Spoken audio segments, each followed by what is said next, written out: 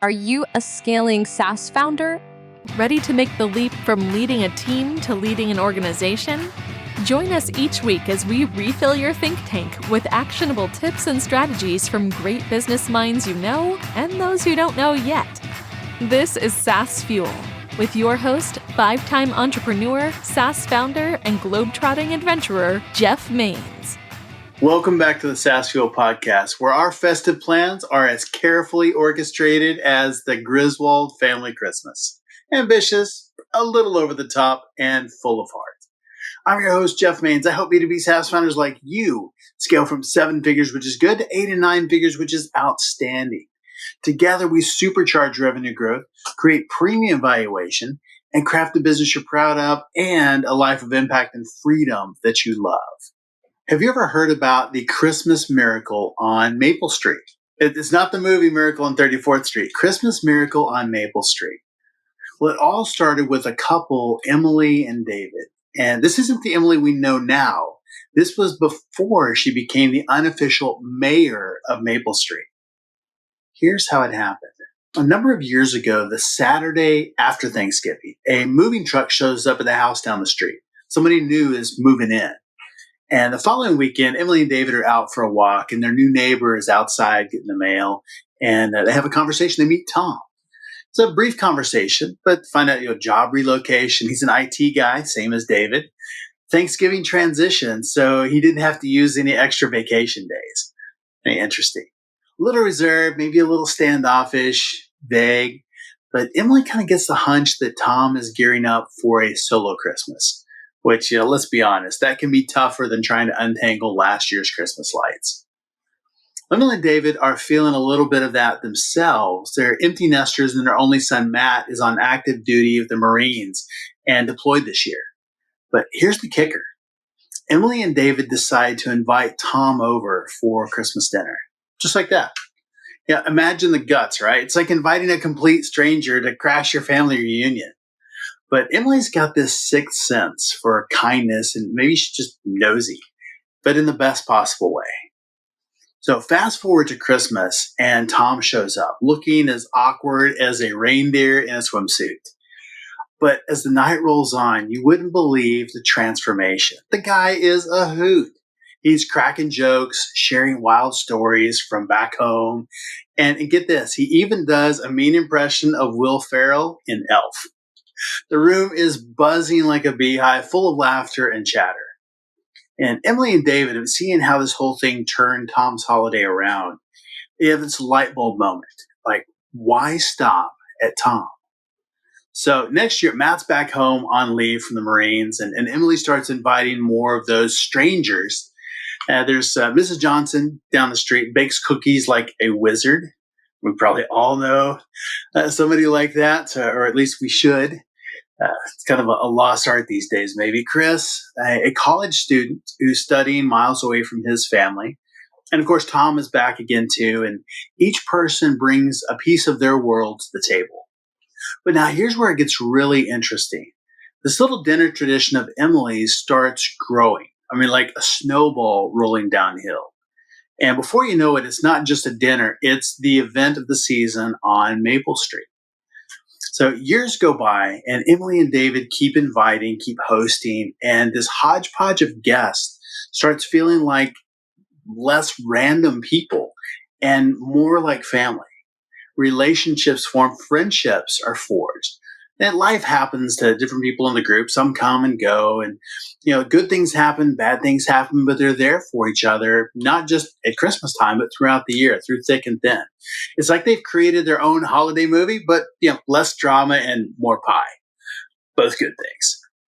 So why do they call it the Christmas Miracle on Maple Street? Well, it turns out that Emily's kindness didn't just change their Christmases. It changed their lives. Different backgrounds, different stories, different circumstances. And this ragtag bunch found a place where they fit perfectly imperfect. And it's all because Emily simply decided to set a few extra plates on her table. And we're having a conversation. I was like, why? What was the why behind that? And Emily and David both said, it's really, really simple. So, it's a way to demonstrate the love of Jesus in a practical way. And what better way to honor the real meaning of Christmas? It's like, wow, that's pretty cool. Some people love the holidays and others just endure them. And a lot of people are somewhere in between, but wherever you are on that spectrum, I think there's a little bit of Emily in all of us, especially if you're a leader. And we can choose to focus inward or we can focus outward. Who do you know who could use a friend? Who do you see, but maybe you don't know? Kindness is free to give and priceless to receive. I've been one of those strangers at the table, and sometimes the best gifts are the ones we don't expect sitting right next to us at the dinner table. But no sponsor today. The world is commercial enough, especially over the last month or so. Just an encouragement, maybe a little bit of a challenge to do something unexpected for someone else. Could be big, could be small, whatever. Just make someone's day. It could be a gift. It could be a tip. Pay for somebody's order in the drive-thru behind you, or just a smile. It's funny. Sometimes I set a goal to make 10 random people smile. It's crazy, but it's pretty fun. And you can get pretty creative in that. Sometimes it's just smiling. Sometimes it's a compliment. But, just making 10 random people smile, it's just fun to do. So get out there, go make some smiles, make somebody's day, do something for somebody else. Little challenge. Our founder on Tuesday was Jonathan Fields. He is the CEO and co-founder of Assembly. We talked about unconditional ways to build a SaaS, innovations, and employee engagement, which is more and more important, especially in this remote world that we live in. And our expert guest last week was AJ Wilcox from B2Linked. AJ demystified LinkedIn ads and how you can use LinkedIn ads as a starting point to show up everywhere. My favorite thing that he talked about was the default ad settings that will kill your campaign effectiveness. It's such good content. But if you missed either one of those episodes, go back and download them. Hey, if you're traveling, download a few episodes and listen to them on the road. My guest today is Phil Johnson, founder and CEO of the Master of Business Leadership Program. It is the catalyst behind 31 years of entrepreneurial and executive success stories, boasting billions in career revenue. Spanning continents from the US to Europe and Asia, Master of Business Leadership alumni are a global testament to Phil's transformative leadership vision. Welcome, Phil Johnson. Hey, Phil, welcome to SaaS Fuel. Thanks, Jeff. It's a pleasure to be on your show. Well, I'd love for you to tell me a little bit about your work in emotional intelligence and how you help people develop that. What is it, and how do we develop it? Great question. How much time do we have? Forever to develop it, maybe. So I've been working with executives and entrepreneurs for the last 31 years, helping them to succeed by developing their emotional intelligence. Very simply, emotional intelligence is the ability to feel the fear and anxiety that change triggers in us and be able to move through it towards what it is we're trying to achieve, as opposed to allowing that fear and anxiety to keep us stuck in our comfort zone. So in that process of doing what I call the emotional labor of moving through our fear, not only do we develop emotional intelligence, but we become more inspirational leaders. We become more conscious of what's going on in us and around us, which leads to higher levels of trust and engagement, which creates career, personal, and corporate success. So there is a pretty strong link then between emotional intelligence or high emotional intelligence and the success. Is that correct? Yeah, there was a 40-year study done at UC Berkeley comparing IQ with EQ. And they concluded that emotional intelligence was 400% more valuable in determining success than intellectual intelligence. Wow. So it's hugely important. Matter of fact, IQ without EQ has consistently proven to be quite destructive. Why is that? Because without emotional intelligence, we're increasingly controlled by our fear, by our ego-based fear. And See, we don't like change. We have both a biological and a sociological resistance to change. Doesn't matter whether the change is a good change or bad change. We don't like change. And we're actually facing a tsunami of rapidly accelerating global change. And we really need to be developing our emotional intelligence to be able to feel the fear that that's going to trigger in us and be able to move through it rather than having that fear control us. So why does change produce that in us? What is it about change that really sparks that fear? Great question. There's two biological sources of resistance we have to change and one sociological source. Let me just kind of skip through it. Whenever we take an action that moves us outside of our comfort zone, there's a part of our old lizard brain that doesn't want us to do that. So it automatically triggers a release of a hormone into our bloodstream called cortisol. And that cortisol causes the executive center of our brain to shut off. And we go into what psychologists refer to as an amygdala hijack. Some people lash out, some people run away, some people freeze like a deer in the headlights. When that happens in conflict situations, people die. When it happens in business or personal situations, relationships die. We burn trust. So as an analogy, if you think of your amygdala as a very frightened 4-year-old child, the development of our emotional intelligence acts like a big brother or a big sister to quiet the amygdala response down and better enable us to feel the fear and anxiety that change always triggers in us and be able to move through it towards what it is we're trying to achieve as opposed to allowing that fear to keep us trapped. The second source of resistance is our existing habits. Once we develop a habit, it's there forever. It's a neural network pathway we've created in our brain. And although we can develop new habits at any age, it's called brain plasticity or neurogenesis, those new habits are always going to be weaker than the old habits. Because when we're younger, there's an insulation layer that goes around the neural network pathway called myelin. And it's thicker when we're younger than when we're older. So the old habits are always going to be stronger than the new habits. And there's going to be an ongoing battle internally for dominance. So that's another source of resistance. The third is sociological, meaning the people around us don't want us to change. Because if we change and start to get better results, maybe they're going to have to change, and that scares the heck out of them. And the best way to ensure they don't have to change is to make sure we fail. So they can say, look, I told you so, now come back into the herd with the rest of us. So there's significant resistance we have to change. And the motivation for change only comes from one place. We have to have an emotional connection to a desired result that's stronger than the fear that's going to get triggered in us when we step outside of our comfort zone. That's really interesting. And right now, I mean, change is happening all around us. I think probably accelerated more than ever. And then you take, on top of that, just the entrepreneurial journey, which is 100% change all the time. And the same thing is true. I mean, leading a business at every level, you're dealing with change on a constant basis. So, what is it that we can do to develop our emotional intelligence? Is it something we're born with, something we can build, something we can add to? Good question.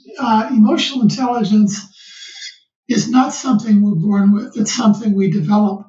And that's different from intellectual intelligence. Let me kind of give you a numerical example of the value of the two. Think of intellectual intelligence as somebody giving you $10,000 a day for 31 days. So at the end of 31 days, you've got $310,000. Think of emotional intelligence as a penny that doubles in value. So day 1, you have a penny. Day 2, you have 2 pennies. Day 31, you've got $10.7 million.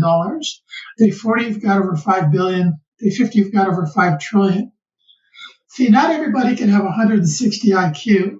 If you have a high IQ, your parents had a high IQ, their parents had a high IQ, and you simply inherited those genes, but you did nothing to develop it. But everybody can develop their emotional intelligence by doing the emotional labor that requires, and the ROI is massively greater than intellectual intelligence. A couple of other things to consider. Within the next, let's say Albert Einstein had an IQ of about 160. I don't really know what it was, but that's genius level IQ.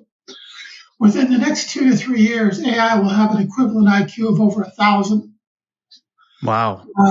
And it's estimated that in the next 5 to 10 years, there could be as many as 60% of the jobs being replaced by artificial intelligence. So the determining factor for success going forward is not going to be our ability to do intellectual labor. It's going to be our emotional intelligence. There's going to be a dramatic shift from a focus on intellectual intelligence to a development of our emotional intelligence. It's estimated that in this century we could experience the equivalent of 20,000 years worth of change, or 200 centuries worth of change. Wow. To put that in perspective, a 10-year-old today, by the time they're 60, will experience the equivalent of a year's worth of change in 11 minutes.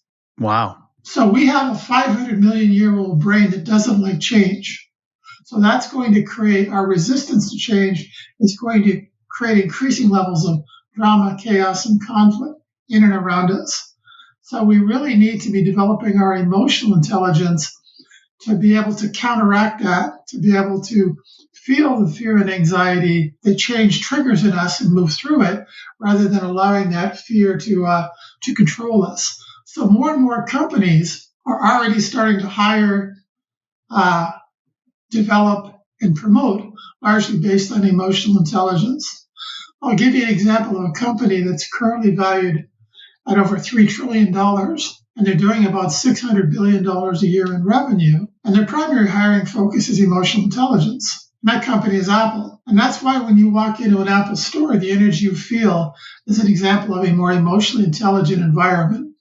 They're not trying to sell you anything. They're trying to understand your pain and, if possible, offer a solution to your pain.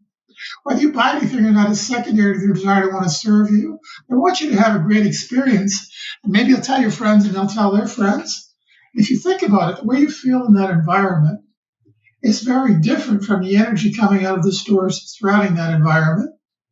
So that's an example of a more emotionally intelligent environment and the level of trust and engagement that creates. That's a fascinating stat. I mean, just thinking about the hiring process and looking for that, what would we look for in candidates if we're looking for somebody that has high emotional intelligence? How do we know? They're much calmer and self-assured, and their emotional intelligence helps us to lower our walls and be more emotionally intelligent. It helps us to be more in the present moment.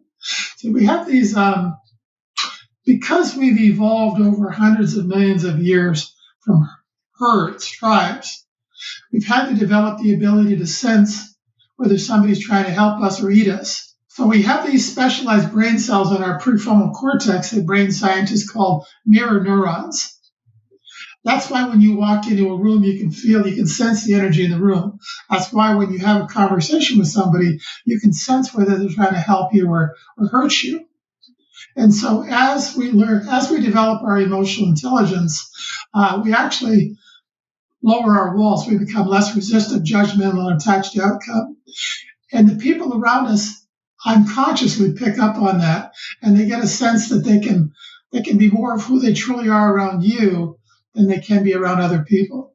And that creates inspirational leadership and higher levels of trust and engagement. That makes a lot of sense. I mean, that's what you would want on your team and in your leadership, because then you have authentic relationship, you have authentic communication instead of posturing or, trying to show your best side all the time. To give you an idea of where we are, the current level of employee engagement worldwide, according to Gallup, is around 13%. Wow. Low levels of employee engagement are costing the U.S. economy alone over $1 trillion a year, and it's increasing. So the toxic work environments that we work in are examples of the lack of emotional intelligence. The less emotionally intelligent an organization is as a whole, the less engaged, the more toxic that environment is, the more drama, chaos, and conflict in that environment.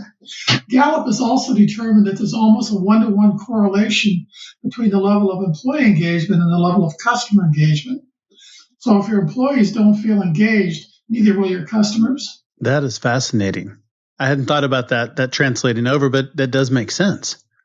Let me give you another thing to think about. All purchasing decisions are emotional decisions. They're made in the limbic part of our brain. And after we make a decision, then we look for features and benefits intellectually to justify the decision we've already made emotionally. See, if somebody wants to work with you, they'll find a way to work with you, even if you don't have the best pricing or technology. Conversely, if they don't trust you, if they don't want to work with you, they'll find a way not to work with you, even if you have the best pricing and the best technology. So developing your emotional intelligence will literally enable you to outcarry your competition. It'll enable you to develop deeper, trusted advisor relationships with the people you seek to serve than your competitors. So how do we develop that? Is it something, do we read a book? Do we take a course? I mean, what is it that you do? I know you work with your clients a lot on this. How do we develop our emotional intelligence and raise that? The main difference between emotional intelligence and intellectual intelligence is the development of emotional intelligence is an experiential process. It's not an intellectual process, meaning that you cannot develop emotional intelligence by having a conversation or reading a book or watching a video, because those are all intellectual processes. So the development of emotional intelligence always requires an initial leap of faith, because you can only connect the dots in hindsight. And that leap of faith is usually driven by pain. It's driven by fear. It's driven by an urgent desire for better results. So I've been working with executives and entrepreneurs all over the world for the last 31 years. And invariably, as they're going through this Master of Business Leadership program, I said, they realize that this is amazing. This is incredible. And I asked them, I said, is there anything I could have said to you before you started down this path that could have prepared you for what you know now? And they always say no. They always say, there's nothing you could have told me in advance that could have helped me to understand what I understand now. See, that's the difference between knowing something intellectually and knowing something experientially. If you don't know it experientially, you don't really know it. You just think you do.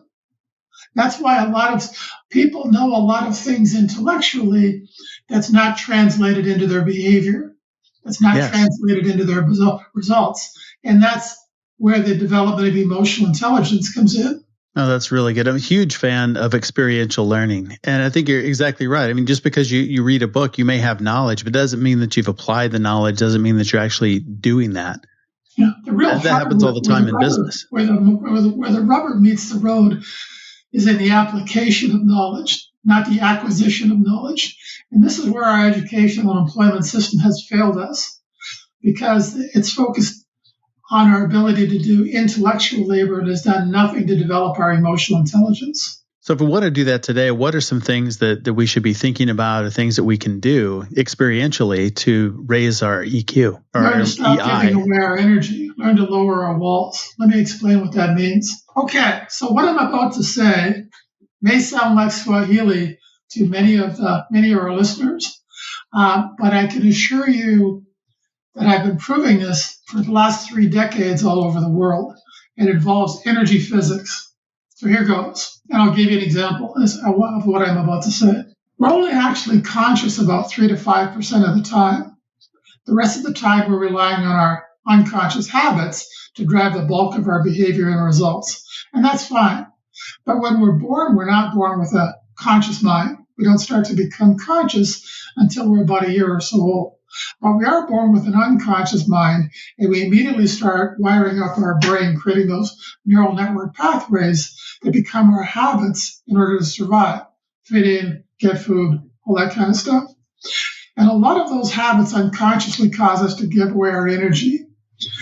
And we do it in lots of different ways. How we communicate, listen, take responsibility, make decisions, all sorts of ways. Now, when we're giving away our energy, it creates an energy deficit in us. So at the same time we're unconsciously giving away our energy over here, we need to be replacing that energy by trying to steal energy from other people over here. And that dynamic is going on inside of everybody, everywhere, all over the world, all the time. unconsciously. And that is the root cause of all drama, chaos, conflict, war. So what I do in the MBL program is I show people how they're unconsciously giving away their energy, and I give them better habits and practice to stop doing that. And when they stop giving away their energy, their need to steal the energy of other people goes away because they don't need it. And it's in that process that they're developing their emotional intelligence, they're becoming more inspirational leaders, they're raising their level of consciousness about what's going on in them and around them. They're distancing themselves from their ego-based fears, which leads to higher levels of trust and engagement, which guarantees, and I want to underline, guarantees career, personal, and corporate success. So those are all the outcomes of learning to stop giving away your energy. So let me give you an example of how we do that, how one of the many ways we're doing that unconsciously, constantly. This is actually the second MBL habit called authentic listening. And the key to authentic listening is not to take anything personally. How somebody feels about you, whether they like you or whether they don't, has nothing to do with you. It has to do with what's going on inside of them. It has to do with what's going on inside of the other person. But if how you feel about yourself is based on how somebody else feels about you, who's running your life, you or them? Well, it's them, yeah. right? Yes. We're unconsciously giving away our energy to them to determine how we should feel about ourselves. If you like me, I like me. If you don't like me, I don't like me. Now, as crazy as that might sound, what I've just described is all of social media. Yes. We bend over backwards to get people to like us so we can feel better about ourselves. So that's just one example of how we're giving away our energy. And keep in mind when we're doing that, that energy deficit it's creating in us is causing us to steal energy from other people. Often they're family members, people close to us, people we work with, customers. We don't care. We'll steal energy from anybody that will give it to us. And that creates the toxicity. That creates the low levels of engagement we see everywhere. It's energy physics. So we're giving that away. We're really giving away our power in that sense, to other people. Exactly. And instead of really owning our own lives. Correct. And we're all doing it. Everybody on the planet is doing it all the time. And that's why we live in the world we live in. And that's how do we change that? One person at a time, one organization at a time, one country at a time. Yeah, definitely something that we need in the world. So that energy deficit. So how do we do that with our people and really develop our team and help them raise their emotional intelligence? How do we become that inspirational leader you're talking about? It starts out they have to be able to identify. They have to have a strong emotional connection to something they want to achieve that's greater than the fear that's going to get generated in them when they step outside of their comfort zone in pursuit of that desired result. So that emotional connection to the vision of a desired result they want to achieve becomes the fuel for the journey. Without that fuel, change is impossible. So it always starts, they have to have an urgent desire for better results than they're currently getting. And then, what creates that desire? Is it something that comes from inside, or is it vision from the leadership? No. It has to come from inside the individual. And you're actually alluding to a great point. So there's the individual has to have a vision of what they're trying to achieve. And obviously the organization has a vision for what it's trying to achieve, the reason it's in business. So those two have to align. And the more that they're aligned, the higher the level of engagement. If they're not aligned, there'll be a very low level of engagement. So we have to understand why we're walking through the front door in the morning or wherever we're going. What is it we're trying to achieve? And how is my success related to the success of the organization? How is achieving my vision, or how is achieving the organizational vision going to help me to achieve my personal vision? So those two have to be aligned. Think of an organization as the engine in a car, and the employees as the pistons in that engine. The more those two visions are aligned, the smoother the engine runs. Less oil, less gas. The less they're aligned, the less efficient that engine runs. So you need to have an organizational vision, a passion, an emotional connection to achievement of the organizational vision, but you also need to have a passionate vision of what it is you're trying to achieve. What do you want to achieve? And how are they connected? And that's where we really need that employee engagement. That's how we find it, I guess, is in that they see, their what they want and how they can achieve that within the scope of the company vision. So they're part of something bigger than themselves. A lot of times you have to help the employee develop that emotional connection to what it is they're trying to achieve personally, because lots of people really don't know what that is. So the fundamental question is, what do you want? See, when somebody tells you what they want, they're also telling you what they don't have. And the bigger the gap between where they are versus where they want to be, the more motivated they are to look for a solution to close that gap. So you need that motivation. So you need to be able to help them make that connection to identify, not just on an intellectual level, but more importantly on an emotional level, why they're in the organization. How is the organization's success going to help them to achieve their personal success? So is that a question that we ask in the interview process? Is, why do you want to be a part of the organization? Or is that Absolutely. something that develops over time as Absolutely. they see where they fit? Why do you want to join this organization? What can you teach us? What is it you want? What is it you bring? They're really important things. Yeah. So in developing emotional intelligence, is this something that happens? Is it slow at first? Like you said, and that's not the $10,000 a day. It's a penny at a time and it adds up. So does it start kind of slow and then it builds? Or it really does. That's a great question, Jeff. We don't know what we don't know. So it does initially, the motivation is that sense of urgency to achieve a desired result, pain. So the motivation to begin the process is usually pain. But as the people start to go through the process and start to get better results and start to become more conscious of what's going on in them and around them, that becomes the motivation.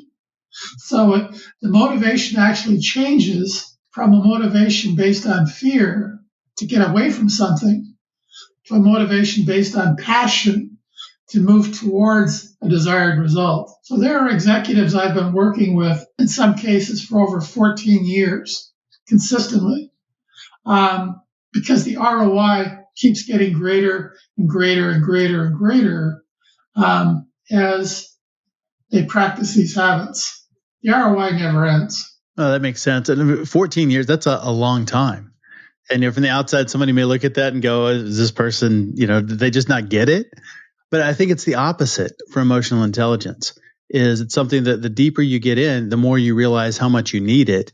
And the more you realize that the awareness is there that you don't have what you need. You need to continue to develop. The more you think you know. Yes. The more you know, the more you know you don't know.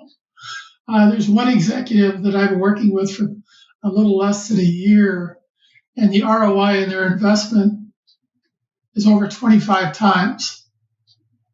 Wow. So the revenue they've been able to generate in the hundreds of thousands of dollars is over 25 times their initial investment, and we're just getting started. I've helped organizations generate billions of dollars in revenue and people advance in their careers, but that's only a small part of it. I've got lots of YouTube video testimonials of executives that have gone through the MBL journey that describe how it's not only helped them in their careers and in their businesses, but in their personal lives. It helps everything get better. Yeah, because it touches everything. Every decision we make is an emotional decision. So it all ties back to that same thing, raise emotional intelligence, and you're affecting every single one of those decisions. The more emotionally intelligent you are, not only do you benefit, but everybody you come in contact benefits. The less emotionally intelligent you are, the more of a negative impact it has on you, but it also has a negative impact on everybody you come in contact with. It's called emotional contagion. So tell me more about that. We tend to attract the frequency. Emotions, every emotion has a unique energy frequency associated with it. And when our walls are up, when we lack emotional intelligence, when we're becoming we're more resistant, judgmental, and attached to outcome, those are the people we tend to attract into our lives. So a contagion, like a virus. When we lower our walls, when we learn to stop giving away our energy, we become less resistant, less judgmental, less attached to outcome. Those are the kind of people we attract into our lives, and people that want what we have, that see our behavior and results, and they say, I want that too. So it inspires them to get on the path of developing their own emotional intelligence. So we don't exist in isolation. Our behavior not only affects us, our emotions not only affects us, but it affects the emotions of people that we come in contact with. So we can do that either in a positive way or a negative way. But either way, we're not living in isolation.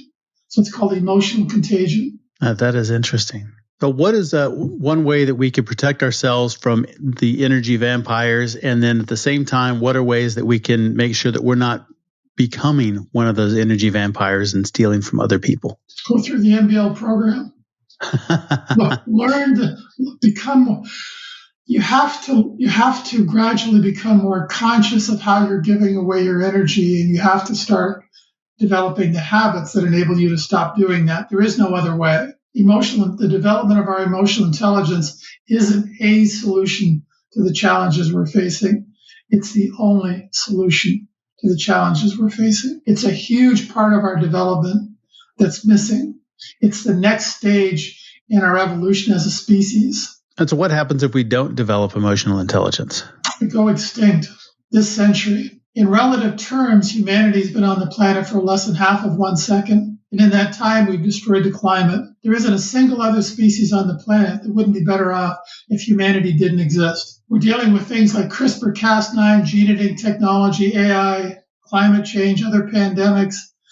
And we really need the emotional intelligence to be able to face those challenges effectively with our walls down and turn them into opportunities for better results. Without the development of our emotional intelligence, because of the accelerating rate of global change, we're going to experience increasing levels of drama, chaos, and conflict everywhere. We're at a tipping point as a species. We need to change our trajectory dramatically in the next 10 to 15 years. And it's going to be extremely uncomfortable because we don't like change. But that's also the opportunity for us. It's the opportunity. Companies like Apple are thriving because of the realization they have of the importance of emotional intelligence. And more organizations and individuals are recognizing that as well. So that's the direction. The development of our emotional intelligence is the future of individual and organizational change, period. I believe it. Me too. Yeah, something that's so important that we get right. So tell me about the Master of Business Leadership. You said it's part of the solution, so let's talk about that. Well, it's initially a 13-week program, and basically I show people how they're giving away their energy, and I give them better habits to practice to stop doing that, and we track their actions and results so they can see how their results are improving using these habits. And they're becoming more aware, they're becoming more conscious.